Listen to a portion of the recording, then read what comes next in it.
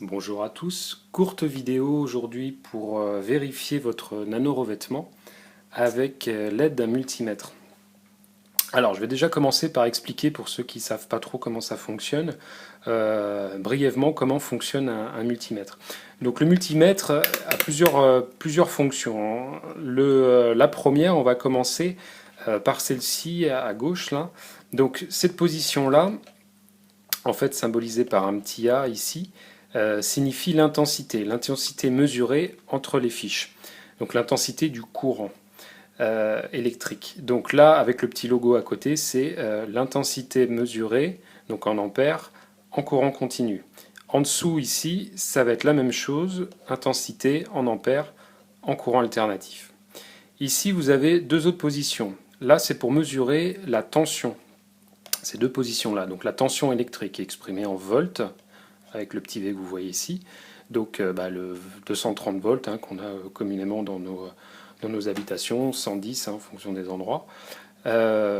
Donc ici, tension en volts en courant continu, et ici, tension en volts en alternatif. Pour vérifier dans votre prise de courant, par exemple, vous mettez sur le calibre 700 volts, tac, vous allumez bien sûr votre multimètre, vous mettez vos fiches dans la prise de courant et vous voyez 230 volts apparaître, tout simplement. Là, en l'occurrence, nous, on est en 230 volts alternatif ici, en France. Donc, voilà pour expliquer un petit peu cette position-là. Après, celle-ci, on ne va pas trop s'en occuper, c'est plus pour mesurer les composants électroniques, les transistors, choses comme ça. Et cette position-là, nous, en l'occurrence, c'est celle-ci qui va nous intéresser aujourd'hui pour mesurer la résistance d'un matériau, d'un composant électronique. Donc, ici, on va se mettre sur la position continuité. Donc, cette position-là, symbolisée également donc là, par cette petite flèche, avec ici le son, tout simplement. Donc, si j'approche les deux pointes de touche, vous entendez, il y a le petit son qui se déclenche, et vous voyez aussi l'affichage qui tend vers 0. Donc là, ça veut dire que c'est conducteur, en fait. Le courant passe entre la fiche rouge et la fiche noire. Donc là, vous voyez, quand je ne mets pas les pointes de touche ensemble, vous voyez le petit 1, qui signifie l'infini, en fait. Donc là, vous n'avez aucun courant qui passe dans entre vos pointes de touche. En extrapolant un petit peu, l'air ambiant est peu conducteur et même un très bon isolant. En revanche, un air très humide, saturé en humidité.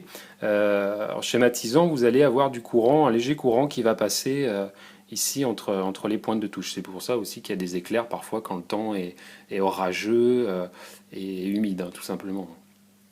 Donc voilà pour la présentation du multimètre. Qu'est-ce que je peux dire d'autre? Si je peux faire un petit complément d'information aussi, cette position-là fonctionne un petit peu pour expliquer, un peu comme une petite pile toute simple d'un volt 5, c'est-à-dire qu'on va envoyer du courant vers la fiche rouge, de la fiche rouge, pardon, vers la fiche noire. Donc ça, c'est le sens conventionnel du courant. Rouge vers noir.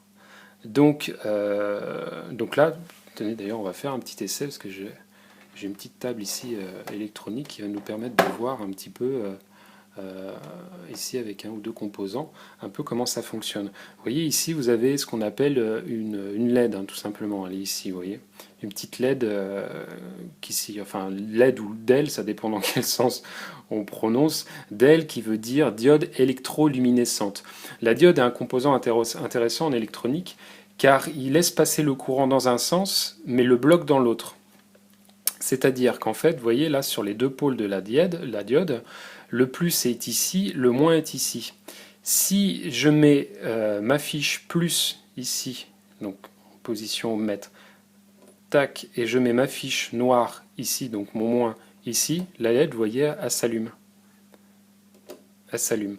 En revanche, la particularité de la diode, la LED, c'est que si j'inverse mes fiches, vous voyez, donc je mets le moins ici et le plus ici, le courant ne passe pas à travers la LED. Elle bloque ici le courant, tout simplement. C'est pour ça que c'est un composant qui est beaucoup utilisé en électronique pour plein d'applications, en fait, tout simplement. Voilà. Donc, ça étant dit, on va maintenant passer sur le test du nano-revêtement. Donc, ici, j'ai une petite plaque nano-revêtue, une bobine qui l'est également, et une feuille de cuivre. Alors, le cuivre, ici, va nous servir, vous voyez, pour mesurer, pour voir la continuité. En fait, le cuivre a un matériau qui a une particularité, c'est que c'est un excellent conducteur électrique. Donc, vous voyez, là, on est proche de zéro quand je le mets dessus. Un excellent conducteur électrique, c'est un excellent également conducteur thermique. C'est pour ça qu'il est utilisé, par exemple, sur les casseroles de chef, etc. Parce qu'il répartit vraiment très très bien la chaleur sur la casserole. En revanche, il ne fonctionne pas sur l'induction, vous le savez sans doute, car c'est un métal qui est non ferritique. Donc, pour tester, nous, notre nano-revêtement, donc on reste sur cette position-là, position résistance, avec le petit logo que vous voyez ici, en room, et on va appliquer les pointes de touche à différents endroits. Alors on pourrait pousser un peu le truc, on pourrait même, là j'ai un petit verre d'eau qui est à côté, là. On va mettre les pointes de touche dedans pour les humidifier un petit peu. D'ailleurs vous voyez, hein, l'affichage, l'eau est conducteur. Une eau lourde l'est encore plus, hein. Vous rajoutez du bicarbonate dedans et vous verrez, l'eau elle sera encore plus conductrice. Donc on va faire ça et on va positionner les petites pointes de touche à différents endroits. Vous voyez, les pointes sont humides et j'ai toujours pas d'affichage. Donc là, la plaque de nano revêtue semble pas mal. Alors parfois, en grattant un peu, vous voyez, si j'insiste vraiment, évidemment, j'abîme un peu mon nano revêtement. J'atteins quasiment le cuivre en fait. Donc évidemment, là, ça va sonner. Pareil, on fait la même chose. Hop, j'humidifie un petit peu et je vais tester sur la bobine. Tac.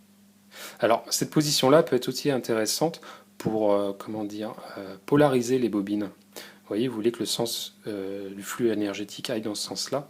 Vous mettez ici le plus, le moins, et hop, vous polarisez votre bobine. Ça peut être intéressant de le faire avant ou après le nano-revêtement. Vous faites une fois, après c'est bon. Et puis voilà, tout simplement. Donc, comment tester son nano-revêtement avec le multimètre en position ohmmètre.